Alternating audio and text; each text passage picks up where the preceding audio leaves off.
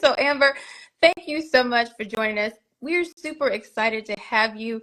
And there's so much I want to talk about with you this evening because, like I said, when I found out I was going to interview you, I was really, really excited. And I was like, oh my God, there's just so much that this woman is doing. And I'm so happy that we get to share it with everyone. So, before I dive in, do you mind sharing just a little bit about yourself, of who you are outside of that beautiful crown? Sure. So I think a lot of you would probably be surprised to know that I haven't even been in pageantry for 1 year yet. My first ever pageant was in May of 2024, so we're coming up on 1 year here soon.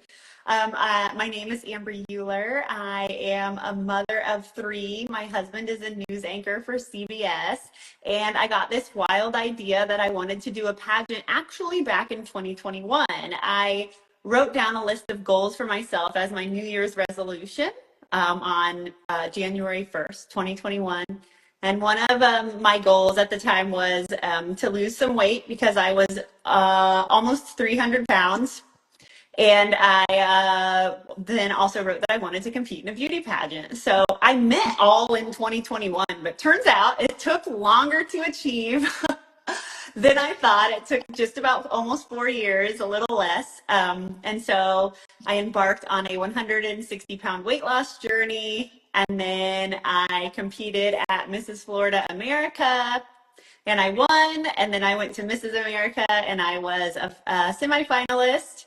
And then I decided I wasn't done yet, so I took the title of Mrs. Florida Universe, and then I went to Mrs. USA, and I won. So in October, I'll be competing in the Philippines for Mrs. Universe, and I'll be representing the USA, which is the honor of a lifetime. Wow. And you know what you said is so true. Like, you just started, but it was in your mind and your heart years ago, back in 2021. And I always say everything's about timing. So It the time was right. It probably feels like to people that I came out of nowhere, but I have been a long time lurker. I know who all the girls are, and I would say that I watch like a Tom Brady amount of pageantry tape. So Tom Brady's world renowned for, studying the teams that he was going to be playing. And so, yeah, I didn't step on the scene until May 1st, but I've seen every pageant. I actually was just at an event in Atlanta. It was the Giovanni It Girl Elite competition. And as soon as I walked into the room, I saw a girl and I thought, Miss USA 2023, third runner up. I knew exactly who she was. I said, oh, big fan. I mean, I didn't actually tell her. So if she sees this, she'll know I knew. But I knew. I like watching pageantry. I like going to pageants. I went to Miss America this year. A lot of us girls are going to go to Miss Florida USA this year. We got like a whole girls trip planned around it just to support our sister queens. But also, I just love seeing the unique, different things that other girls do. I love seeing what I think works, what I think doesn't. And so, I might have been like new in May, but like it had been 4 years in the making almost of watching tape, working on my walk. I got a vocal coach to work on my tone and intonation, which I am sorry to say did not work, but I tried. And that's all that matters. And you know, it's funny you say that because my next question is about what inspired you to step into this world of pageantry. And actually, someone asked, what would you recommend for that first time pageant runner? So I'm sure you will cover that question along with, being able to be inspired to get started. I think you have to be, pageantry is like polishing a diamond, right? So you start out and you're a little raw and you have these ideas of what you think you want your journey to be like, but as you get out there and you start meeting people and maybe you meet a coach, you start polishing and refining yourself, and it's not always easy. It can be painful. And like one of the things that I did that I think is a great tip for anyone is when I was working on Onstage Question, I would say it out loud in the mirror to begin with. And then I started filming myself, and I bought like Pageant Planet's 100 questions, and I just went through all of them. And what I'll say about that is there will be an answer in there that you can definitely use for your onstage question. Pageant Planet with their 100 questions really covered it.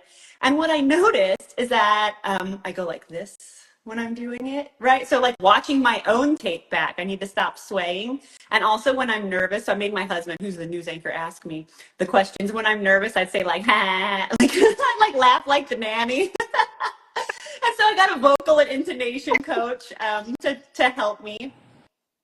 And she did, and I can do it when I think about it and work on it. But really, my real self just comes out. And, I'm trying to be the best version of myself while all staying authentically me. And that's what I would recommend to people.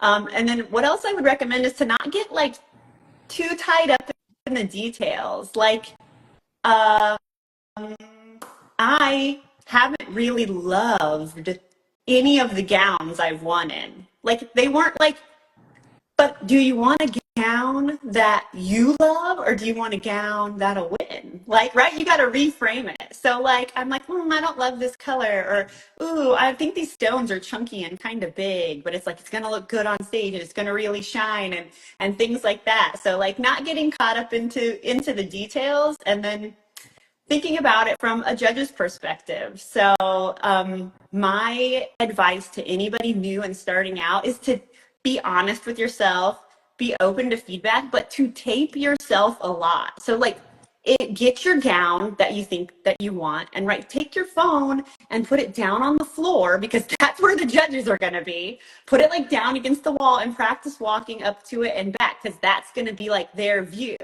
And then you see like, ooh, that slits really high. Like, I should turn the other way so that I don't flash the whole audience, right? Like, you will learn little things from taping yourself. And especially on stage question, the first time you hear your voice out loud should not be in front of the audience. You should practice saying your answers out loud, not just in your head. And then also practice like you're holding a microphone, because probably you're gonna be. You'll find out. There's always also that weird dance of, does the announcer hold it in your face? Or do you take it? Or do they give it to you? Or should you take it? And like, I'm like full of bad advice, and I'd say just take it and just own it and use your hand. But they say don't take it, so don't listen to me. But I would take it. I just had a visual. Just take that mic. Because there's always this weird tug of war. Like, do you grab it? Do you not? You see girls go to grab it and remember their coach saying, don't grab it. And then they put their hand back down, and then the guy has to just stand right in front of you. I don't want that guy or woman standing in front of me. Get out of the way. Get out of the way. Right? And if you take it, they can go away. And then you can have your little moment. You should talk with this other hand. You can switch hands if you really feel confident. Like, I know I focus a lot talking about onstage questions, because I feel like that's everyone's least favorite part, and it's my most favorite part. It's where I feel like I shine.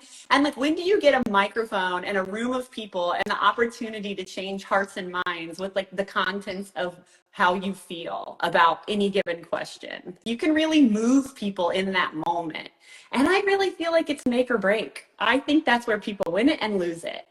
That is so true. And as someone who's new in pageantry, as you probably know, because you are the Tom Brady of pageantry and did your homework, how did you realize what pageant systems were fitting for you? Because you competed in the was a Mrs. America system, and now you're the reigning Mrs. Universe USA. So what drew you to these systems? That's a mistake. That was a mistake I made sort of right away. Is I jumped into the first system I found, and I didn't even really know there were other systems. And the Mrs. America organization is a great system, but Mrs. USA is better for me. And the reason that I say that is because I lost over 160 pounds. I think we're like at 168 now, but I promise you guys I'm done. We're good. We're just maintaining now. But okay, so I lost like 160 pounds, and Mrs. America has a swimsuit competition. And like, that's not a slam dunk for me. Like, I have loose skin. Like, I did not get skin removal surgery on my thighs or legs. I definitely could, but I'm afraid.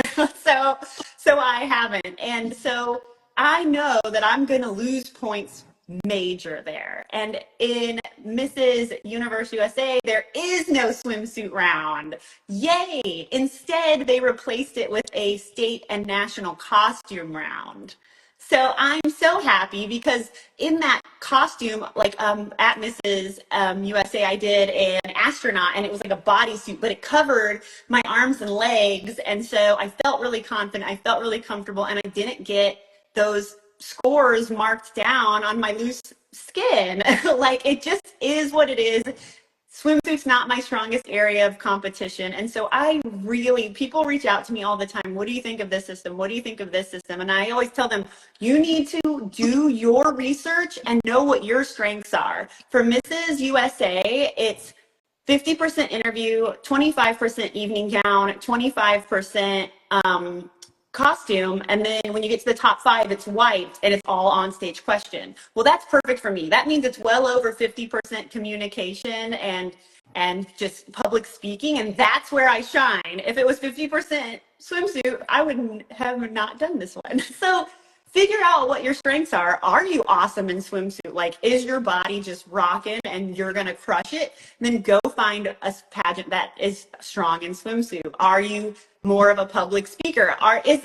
Even systems are platform based or really not. There are systems where, like, I would say Mrs. International for Mrs. Pageantry is the most platform based pageant. So if you like started a nonprofit, if you have your own, like really developed platform of community service and giving back that is like the hallmark of why you're doing pageantry, then that would be a great system for you. If you're more like doing it for the beauty and the performing of it, and your platform's not as strong, that one I probably wouldn't recommend it. So finding out and just being honest with yourself of where are my strengths, and then like going and finding where you would fit perfect. And I see girls and I see them in a pageant and a system, and I think you would crush it at this one. Like, you would crush it at this one. And it's like, sometimes it's square peg round hole, and like maybe you're not winning, not because you're not great, but it's because you're not at the place that's appreciating your qualities. So I encourage people to look around, try things out. Like, you don't have to be everybody's gonna hate me. You don't have to be system loyal for 15 years trying to get the same title. Like, if it doesn't work a couple times, try something new. And it is so true, Amber. Especially now, there's so many different pageant systems out there. And you're right. It's just like, finding the perfect job or the, relationship, anything you do in life, you have to make sure it's fitting for you. And I love what you said. That was wonderful advice. If anybody's listening, you want to make sure the pageant, I love that. It's got qualities that represent me. I love how you said that. Yeah, like, go look through great. the scores, and it's like, if they're scoring like a lot on what you're strong at, then that's a good system for you. If they're scoring like high and it's like in swimsuit and all this stuff, well, maybe not the one for me, but that doesn't mean it wouldn't be the one for you. I think that with so many choices, there is literally a system for everyone. I just saw an ad for Miss Bikini Universe. What? That's awesome. And that's a great title. I would never win, but one of you out there, that might be the pageant for you. And so I love it. Like, I love all the opportunities for women, and that's my favorite part of pageantry outside of the sisterhood. I love that. And Beauty Queens Galore, speaking of pageantry and resources, we are a huge pageant resource. And as someone who does her homework, now you're involved as a title holder, what more do you want to see from us? Or what have you seen from us that you think we should continue doing? Yeah, I like it when you spotlight people. I like when you share women's community service. I like it when you share me. Thank Thanks, girl. I like because that's how I find other queens. And then when you post them, then I find them and then I like them and then I say, "Hey, girl, are you selling this jumpsuit?" Shout out to Bethany Norman. This jumpsuit is from Mrs. Colorado today. I switch clothes with all the queens. That's another thing. You don't have to pay full price out here. You do not have to be okay. Everybody don't come for me, but there's eBay, there's Poshmark, but the biggest, best resource there is your other sister queens. I have switched clothes with Mrs. Serbia, Mrs. Colorado, Mrs. California, Mrs. Indiana, like just on and on and on. Oh, other former Mrs. Floridas, several of them. I'm going over to one's house tomorrow to borrow a gown. Like, yeah, and I let everyone borrow my clothes too, because like once I've worn it, you know how it is. It's like it's been on the gram. We can't wear it again. No, no. I think that is probably amazing advice. And that's why having a sisterhood is so important because of these connections. Like you said, you're not only making friends, there you go, you can borrow each other's, clothes. And I just love that. That is, you've given some really, really good advice. And you're saving people money too. Oh, I'm the cheap queen. I'm sorry, everybody. I'm like making my own national costume, and I'm like, I think it needs more rhinestones. Hey, you have to, hey, DIY, if you can do that too, go for it. I mean, you've given some really, really great advice, and it's just all very helpful and useful because there again, just like what pageant system is, you don't know, like your budget. So if you can borrow some clothes, I say go for it. I think clothes is where you can save a lot of money. You can get queens, you can swap stuff. You'd be surprised. Some of these dresses are like sisterhood of the traveling pants. Like they've been worn by many people and they're going to continue to be and sharing and then also getting out there and asking people if they'll sponsor you. I've been really embarrassed to do that. I'm like, oh no, I look poor. Like I don't want to ask.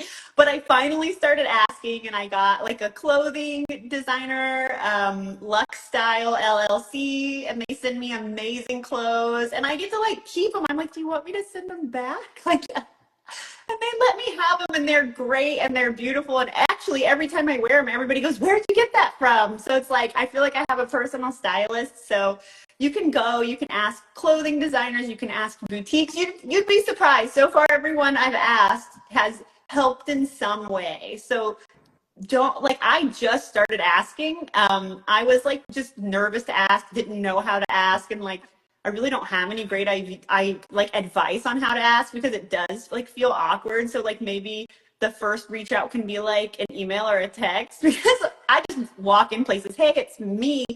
Would you like to give me free Botox? And they were like, we would love to. Can we put your picture on the wall? And I was like, absolutely.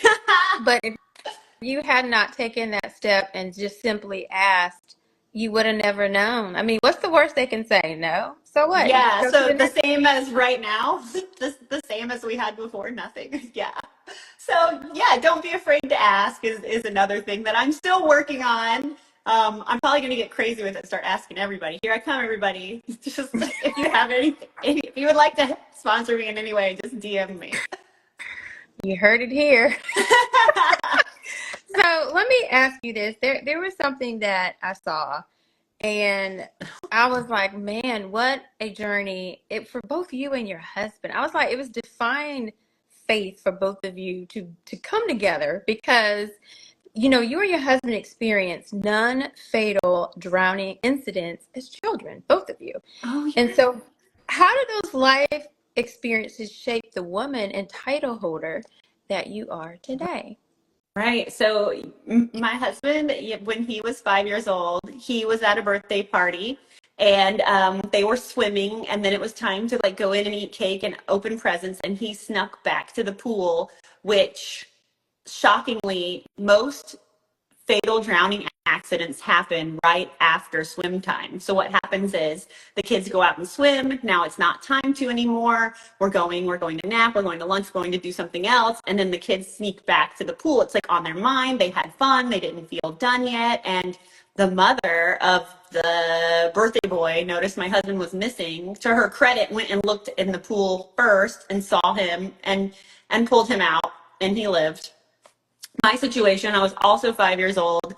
My parents were on, well, my dad was on we went on a fishing trip, and my dad was getting the tackle box and everything out of the car. And I ran over the hill down to the lake in Illinois, and I ran down the pier, and I just like fell off the edge. I think I was like going so fast, I couldn't control myself. And my brother had just crested the hill. He's several years older than me, and he saw me fall in, and I don't know how he was able to find me.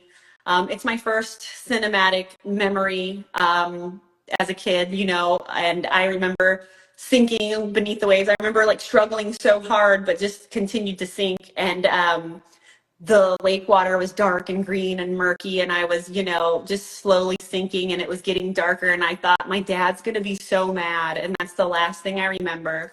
And my brother pulled me out, and luckily I was revived. And they estimate that about 10 non-fatal drowning incidents happen and are not reported for every one fatal drowning. So it's so much more an epidemic than anyone thinks.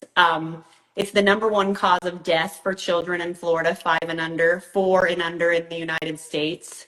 And in 2021, actually it was 2022, my husband and I both rescued drowning children within weeks of each other. So I was at a kids' pool party, and all the parents went in to have a toast, and all the kids were really great swimmers. That's the important part of this story. They were all really good swimmers. They had all been swimming in the pool. Everything was great. Everything was fine. All the adults went in to toast, and I'm like, I don't really drink. I'll just go back out. And for whatever reason, I walked to the edge of the pool, and I looked down, and I saw a 5-year-old boy immobile at the bottom of the pool. And so I dove in, and I pulled him out, and he was limp, and he was kind of even like a green color. And I was like, it hasn't even been like a minute. Like, how could this happen? And I pulled him out, and I did not know what to do. I did not know CPR. I didn't know anything. And I laid him on his side, and I put his like arm over his head because I saw that on Baywatch. Shout out to the producers for getting it right. He vomited up a bunch of foam. Luckily, he survived. He was fully revived. He did not suffer any injuries. But I could not sleep for 3 nights after that happened. I was so upset. Every time I closed my eyes, I then and still can see his face. And I went immediately and got American's Red Cross Lifeguard Certified Pro, and swim safety and drowning prevention became my mission. I helped get Bill SB 544 passed in Florida for a swim voucher for children 4 and under. So if you want to get free swim lessons in Florida, just Google SB 544 for the swim voucher, and you can get reimbursed for your lessons. If you live in the Tampa Bay area, DM me, and you can come to my house, and I'll teach you. And then if you're an adult, there are tons of adults who do not know how to swim. And if you don't know how to swim, then you can't teach your children, your family, your friends how to swim. So it's never too late to learn. And I love to tell parents, swimming should be every child's first sport because it's the only sport that can save your life. Like, I see people have 2-year-old babies in dance class and in t-ball and all this cute stuff. But make time for swimming, especially in Florida, as the water state. We're a peninsula. We're surrounded by water. We have the intercoastals, the beaches, swimming pools everywhere. And it's just such a huge,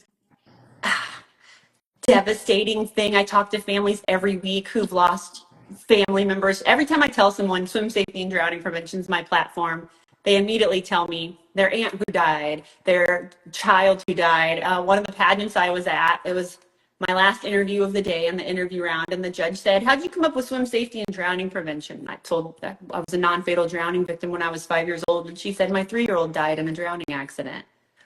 It was heart-wrenching, and it's completely preventable. So please, if you have any questions, reach out to me. It's my mission to not only curb the statistic, but end drowning accidents. And it's just a few things. Learning how to swim decreases your chances of drowning by 90%. Having someone always watching the water, even if you're a good swimmer, think about, you could run, you could slip, you could hit your head and fall in the water. I also always see kids playing that who can hold their breath under the water longest game? No, I will dive in and pull everyone out of the water because, you could go unconscious. There's just so many things, and the water is fun and beautiful, but it also deserves so much reverence and respect because it is a dangerous situation. It is so scary. And someone just said, proud of you. This is such an amazing platform. I'm just sitting here in awe because you found a way to turn a childhood trauma and so much pain into your life's purpose. And as a result, you and your husband both, who dealt with the same trauma, are helping so many people. And it's so important because I'm not the best swimmer in the world, but I know how to swim. But now it has me thinking more like to put myself in a position where I'm at a pool, with other kids, whatever. I need to make sure that I'm in a position where I can actually save a child or be willing to yell at them, get out that pool, go inside. Whenever I go to birthday parties that are pool parties, I always just pull up a chair and sit at the edge of the pool. And they're like, you don't have to do that. And I'm like, no, I really do. I really do. And I see clingers, I call them wall clingers, who like go like this along the edge. And like, they give me anxiety so bad. But if you can just teach your kids to swim, you give them the gift of a lifetime. That's just one less thing that you have to worry about. Something I'm really proud about is with the National Drowning Prevention Alliance, I launched a nationwide water watcher card that went out to school teachers in all 50 states. And what it is it's a little card and they color it. And it says, you're the designated water watcher. And if you have this card, you are responsible to watch the water and not be distracted. And if you need to leave, you need to give the card to someone else. Because what we found is that, like at that pool party I was at, everybody was there and you're standing around and you think in your head that drowning is sort of like Jaws or like on Baywatch when they're like, help, help, after the boat just exploded, right? You know how it is. And so like if everybody's watching the water, nobody's watching the water. And so I love the water watcher card. I go around the schools, we color them and we laminate them and they take them home. And it's just my ardent prayer that along with barriers and learning to swim and then somebody in the house knowing CPR can just change lives. Yes, so we're approaching, what is about to be swimming season. Pools are going to be opening soon now because it's going to officially be spring and warm. But there's a lot of parents that have their own personal, like, pools in their backyard. And unfortunately, I've heard too many tragic stories about, children passing away from that.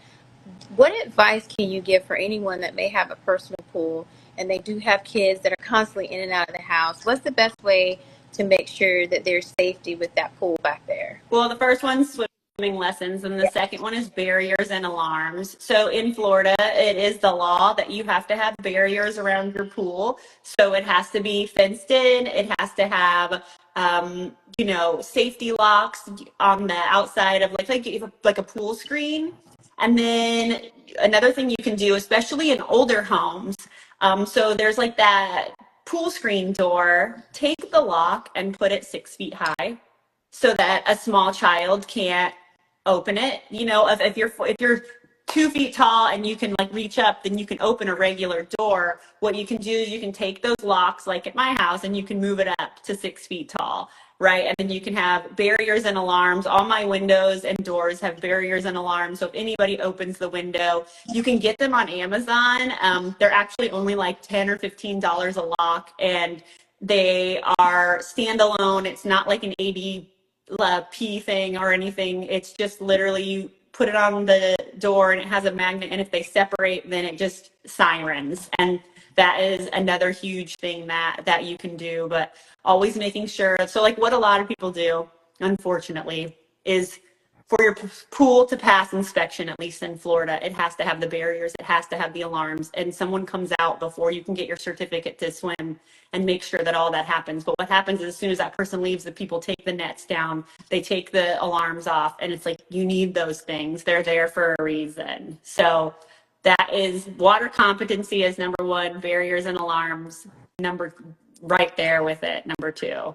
Because I talked to somebody who moved from their house because a neighbor child got into their they're screened in Lanai and got in their pool and drowned. And nobody could find the child, and they were looking everywhere for them. And that's another big tip is if you cannot find a child, look in all the bodies of water first, not last. I know you might look out and you see, your back door, and you can see through it, and you see in the pool looks peaceful and serene. That does not mean there's not a child in it.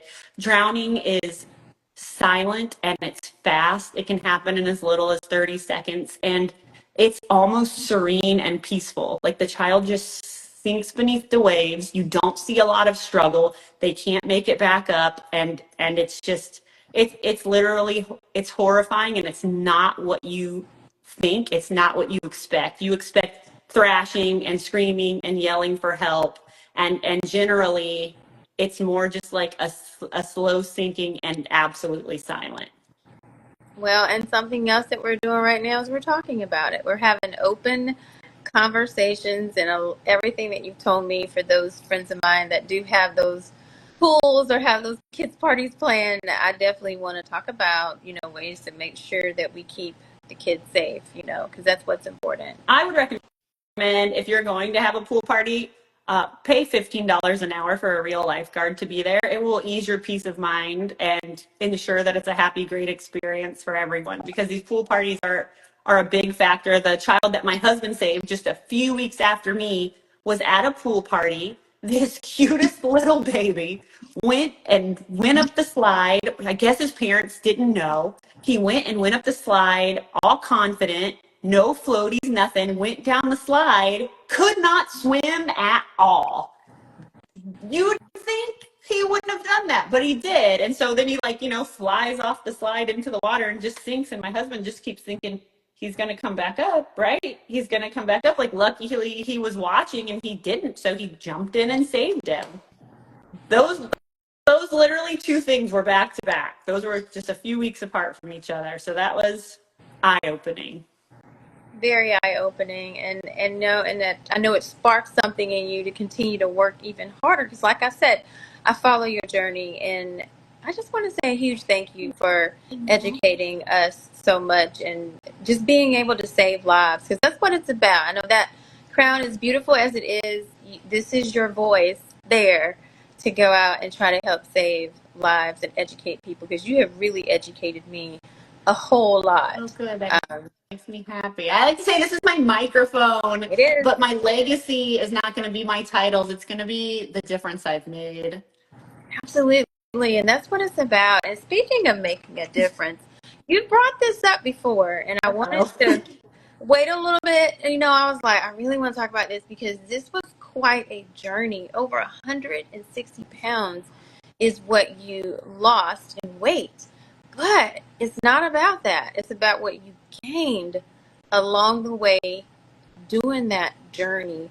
So tell me, what was going through your mind? What type of mindset did you have to have in order to even, change that and become a different version of yourself?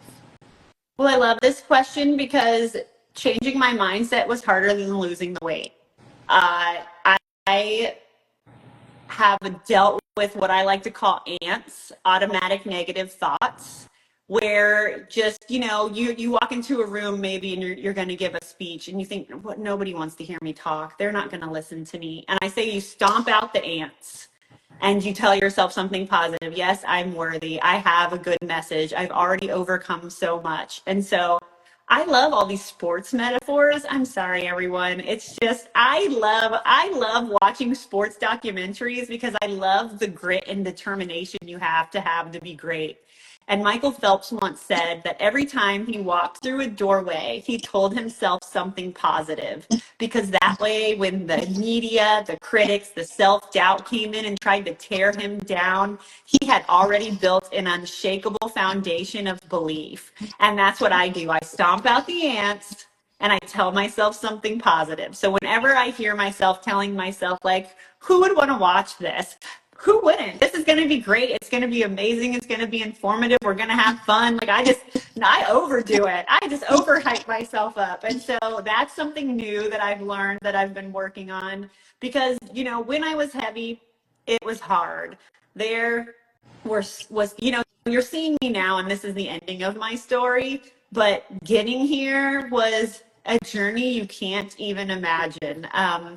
Just things like getting on an airplane, and when the people look up and see that you're going to sit next to them, they try to hide their disappointment. It's like, I don't want to be spilling over into your seat and ruining your flight either. I'm so sorry. Like, you know what I mean? And I would try to like shrink into myself. And it was hard. And I still struggle with like being at Mrs. Florida and Mrs. America and the swimsuit round, and you look and everybody looks perfect and they don't have a stretch mark and they don't have the saggy skin, and everything's where it should be. And it's really hard to not compare yourself and to not think I shouldn't be here, I'm not good enough. And so replacing that with the positive thoughts has been what has gotten me here. But make no mistake, I still have ants that I encounter every day, and I stomp them out and I replace them with something positive. Oh my God, I'm gonna steal that. I hope you know. Stomp out those ants. I absolutely love that. And so, I mean, a big part of your journey was being vulnerable. Because I remember you said, you had this fear, like, like sharing photos, just simply sharing photos. And how did you end up just breaking free of that fear and just embracing and sharing your story to all of us? Well, when I decided I wanted to do pageantry, I didn't really have an Instagram. I mean, I had one, but it had been inactive for years. I didn't post on social media. I didn't like social media. I'm like, I don't want to see all these people eating healthy and working out and going on trips to Bora Bora. I have postpartum depression and weigh 300 pounds. This sucks. I didn't want to do that at all. And I got a coach, and she told me, if you want to be competitive, you got to have some sort of social media. And I said, okay.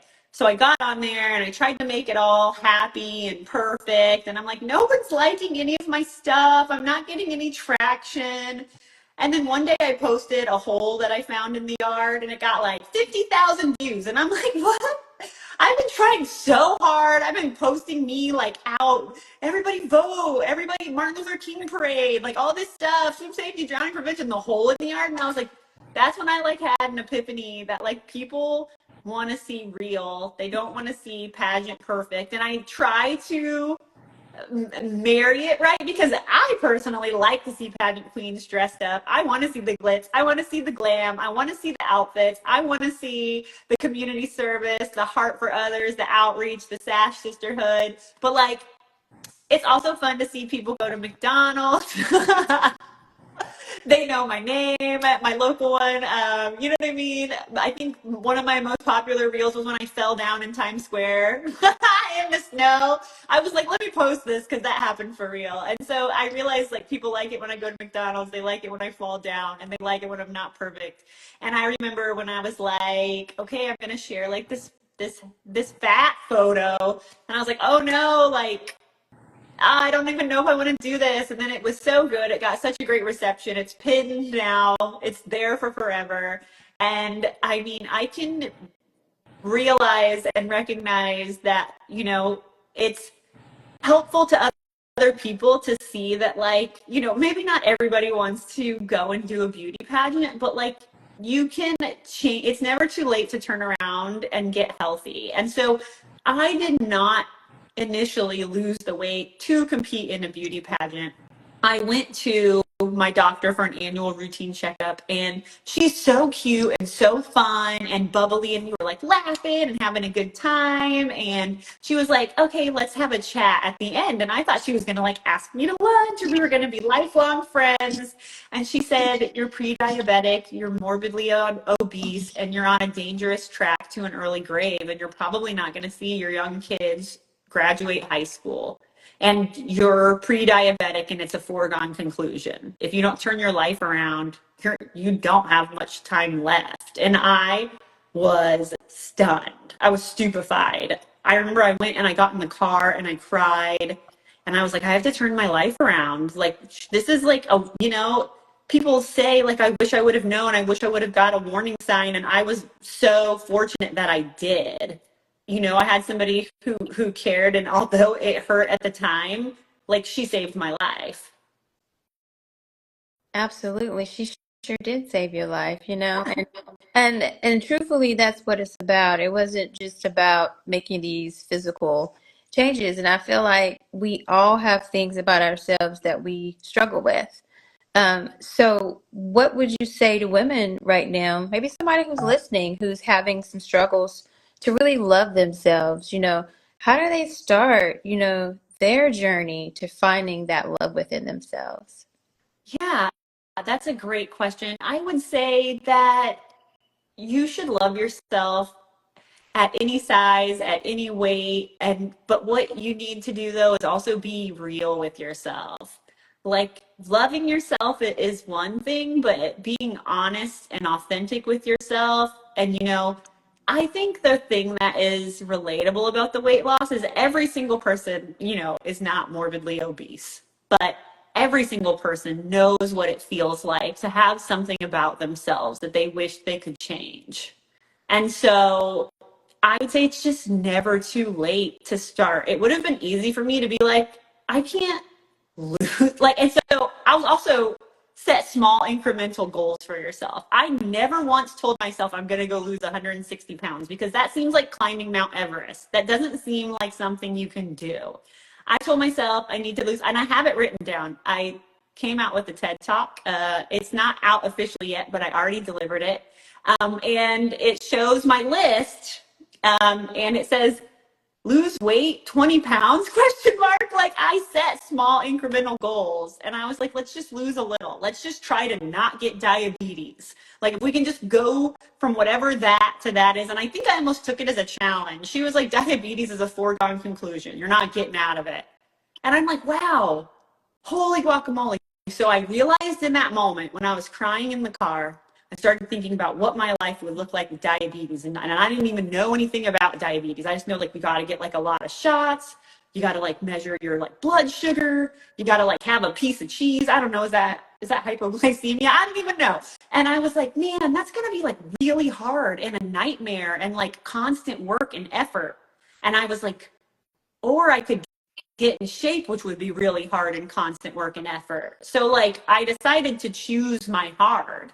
Did I want the hard, difficult road of obesity, or did I want the hard, difficult road of trying to be fit? And I would say they're both equally hard. Like it was full of blood, sweat, and tears to get here. I cried so many times. I have this weird, I don't know if there's a medical name for it, but reach out to me if any of this happens to anyone else. Does anyone else eat in their sleep?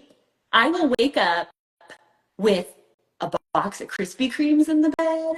I will wake up with gum in the bed. Last week, I woke up with waffles and syrup in the bed, and I had to clean the whole bed. I don't know why I do this. So we had to stop having like stuffed cookies and stuff in the house because I woke up with 3 boxes of Girl Scout cookies in the bed. Empty. I ate them all. I don't know. So it's just choosing your heart. And so sometimes it's really easy for me during the day to be like, I'm not going to have any dessert because I know I'm going to eat it when I'm sleeping. Like, and which is sad because I don't even feel like I get to enjoy it. And I don't know why I do that. And that is a journey that I'm on to figure that out next. And I'm like, I guess I'm always just gonna be like a bit of a binge eater, even in my sleep. And I definitely was. I would totally eat my feelings. I loved to binge eat. I remember eating a whole box of family-sized Kraft mac and cheese by myself, the family size. It's like the whole pan. And I ate that all myself. I mean, it's been a journey and it's been a struggle and it's been really hard. But you know what?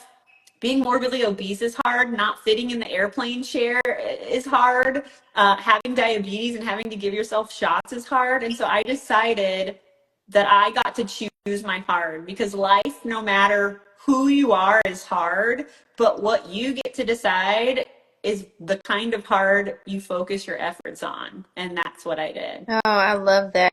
Choose your heart. And I think a lot of people don't really understand that these journeys that we take, it's up to us. But I love how like you said, 160, that is humongous to think I that of weighed a less goal, than I you know? lost. Like to say, I'm going to lose 160, that's huge. But I love how you said you really didn't want to think that way. Mm-mm. You didn't want to think that way. I love how you just took it one step at a time. one day at a time. I love how you still admit, some of the things you still, struggle with or work What with. am I And going to that's, eat tonight, man? Who knows? hey, who knows? And Like a sometimes that banana eating, because we don't have anything good here anymore. Don't rob us to get food because there's nothing good. I got Jimmy yeah, Craig meals, lean cuisines, and some bananas because I know that I'm gonna eat it in my sleep. But waking up with a banana peel in the bed is way better than a dozen Krispy Kremes. well, as someone who is because you have a lot going on, I say that as someone who's always into something. Sometimes that's how you end up with food in the bed, list in the bed, like to-do list. I have everything in that poor bed. Yes, but that's how it happens because you have so much going on and you wake up like, when did I do all this stuff? That's why, because I like to hear that you write things down though, because my TED talk is about the power of writing down the transformation you want to see. I'll definitely tag you when it's out. I can't wait. I don't know when it's going to drop. It could be any time now. well, It's like a surprise. please tag me. Whenever Ted approves it. Come on, Ted, because this is gonna be a good one. And somebody said pink starburst. So somebody goes to bed eating all this pink starburst. Yes, girl, Oh I my feel you there. God. Okay, I can't see the chat, but I know who that is. That's To my the dot, roommate. Trudy. That's Trudy, my roommate. That's my roommate from Mrs. America, Dr. Trudy that's her. Reese. She's a dentist. And in the middle of the night, I got up and ate all the pink starburst. And she woke up and was like, "Where are all these wrappers?" And we got the proof. The pink starburst from your roommate. There you When go. I went to Giovanni It Girl Elite, I was one of the 6 finalists, and my roommate was Nev, Mrs. Serbia, and I woke her up in the middle of the I woke her up in the middle of the night because I found a bag of candy. Well, Amber, the good thing is if anybody wants a piece of candy, they know where they can find I one. packed it myself.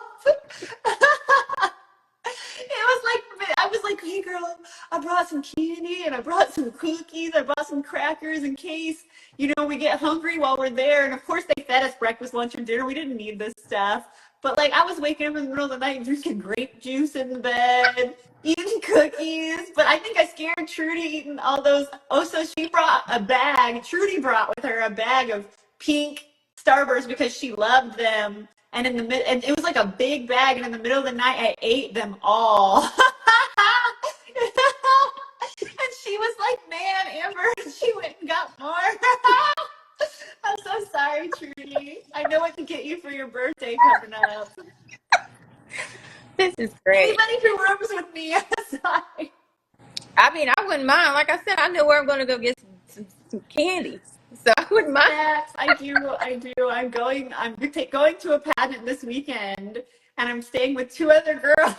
They better get ready. And I better tell them, "Hey guys, at like 3 in the morning, I'm gonna start rooting around in the room, and there's gonna be like crackers everywhere and wrappers." I always wake up to wrappers, and that's how we know what I have. And Trudy just said, "It's all love." I love her. She's the best sash sister. She took me to her dental office. She got everyone a phone charger, all 50 delegates a phone charger that said Trudy, Mrs. Nevada on it. She was just I won. I mean, I didn't win Mrs. America, but I won Mrs. America by getting paired with her. That's what it's about. It's that sisterhood. And let me ask you this question Uh-oh. before I throw a little game in here. Like we like to put games at the end. But this question Oh. is pretty important because I mean, you do a lot. You just said that. And mom and wife. I mean, you're everywhere. Ambassador, you're queen, model, everything.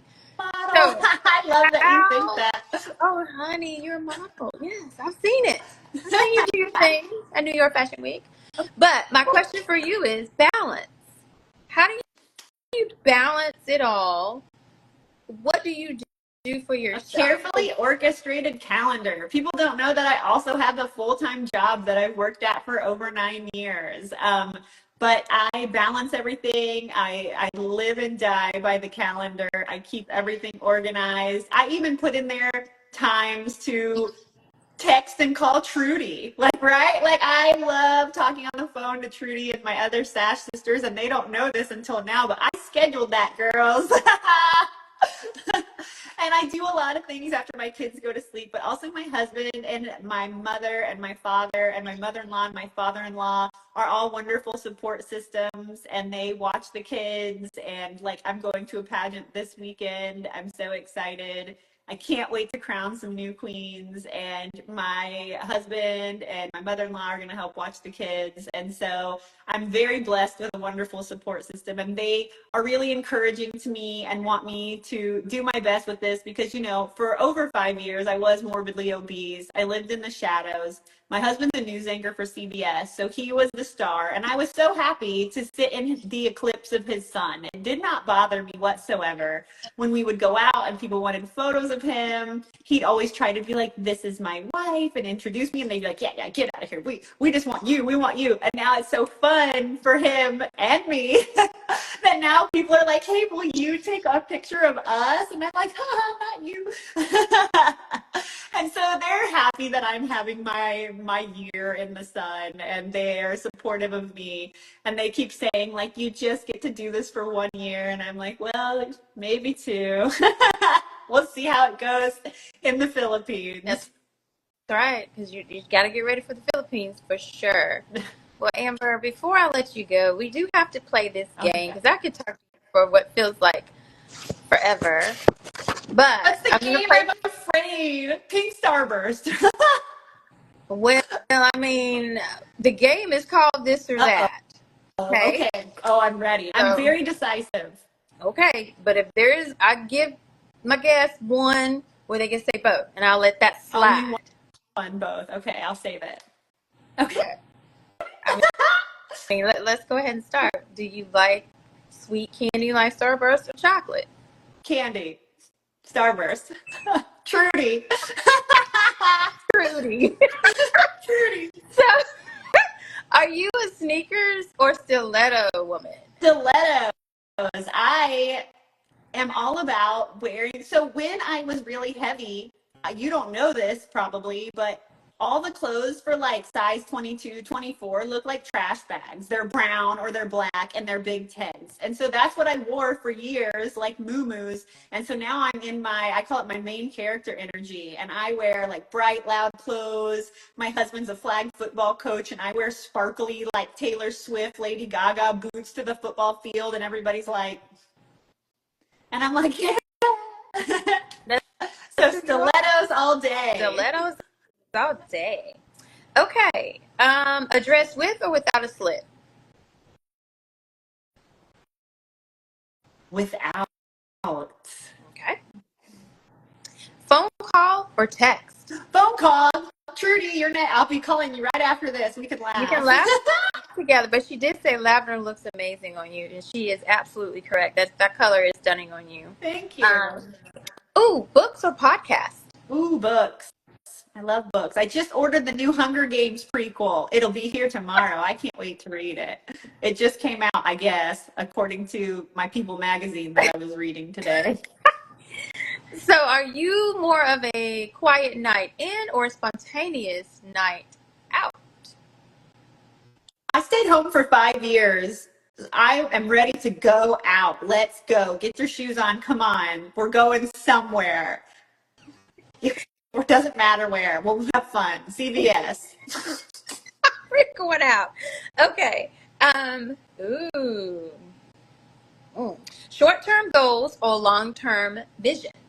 Short-term goals because they turn into long-term visions.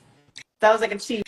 I told you I'll let you pick one. That one was a cheat. Netflix or Hulu? Ooh, Netflix. What's on Hulu? I don't even have Hulu. I've never heard of it. It's okay. Netflix is more fun. Dress or jumpsuit? Oh, I'm wearing a jumpsuit today. I should show you guys. No, it's really weird. It's a weird angle, It's okay.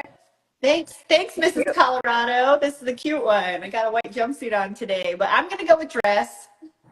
Gold or silver accessories? Ooh,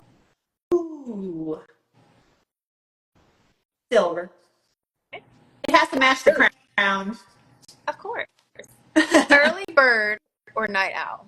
Oh, I can't get up in the. I hate. Don't call me. I'll call you. Night owl. Like if I could go to bed at 2 a.m. and get up at 10 a.m., that would be like my perfect life. But that's not attainable with children. Maybe when they're teenagers, we can all be on the same 2 a.m. to 10 a.m. schedule. God made me a second shifter. I don't know why, but this is just how it is. That's how it is, and it's working. So, Amber, I can't say enough about how much I enjoyed talking to you. You've taught us all so much. You truly are an inspiration to so many. And it's not, like I said, that crown on your head, once it's off, you're still going to be shining because you're such an amazing woman. I And we did my do hair. appreciate I did my hair up just for you. I never do hair up. I thought you'd like it. I do love it. I mean, and like I said, we feel very special here. You got lots of hearts for your hair Oh, being up. So thank you. Thank you. I will nominate, you should have a nomination for the next podcast guest. And I would nominate Dr. Trudy Reese, Mrs. Nevada, and I would nominate Nevina Tomich, Mrs. Serbia. I think that they should be some of your next guests because they're fun and exciting and amazing, incredible boss babes in their own right. okay, Kennedy, you heard that. So don't be surprised if we're reaching out to these boss babes. So Amber, tell everybody how they can stay in touch and Yeah. also continue to follow your journey as you head to the Philippines. Everything you have going on, how can they find you? Okay, fun. Okay, my Instagram is Mrs. Universe USA 2025. I really leaned in on this. I went all the way in. And you can follow my journey there. I did get a TikTok a couple weeks ago, and it's also Mrs. Universe USA 2025, but I'm not loving it because it just keeps showing me cop videos. And I don't want to see people get arrested. And my friends say, don't give up on TikTok. They said it's great, but it is not algorithming for me. So I'm really trying and floundering on the TikTok. You can also go to my website and request if you would ever like me to come be a speaker. I am a keynote speaker. My TED Talk will be coming out, and my website is just amberuhler.com. You guys heard it. She is easy to find. And Kennedy, you Yeah, have I'm noted here. about your friends. So you might be surprised they become guests for us. So thank you again so much, Amber. It was such a pleasure. Like I said, you're an amazing person, and I wish you all the best in the Philippines. You're the perfect representative for us. Thank you. And thank you so much for all you do empowering women and by showcasing women, and you also unite us and you bring us together. So the work you do is so important as well. So thank you so much. High Thank fives. you. High five. You are the best. All Thanks right. again. Have a great Bye. night, Amber. Bye.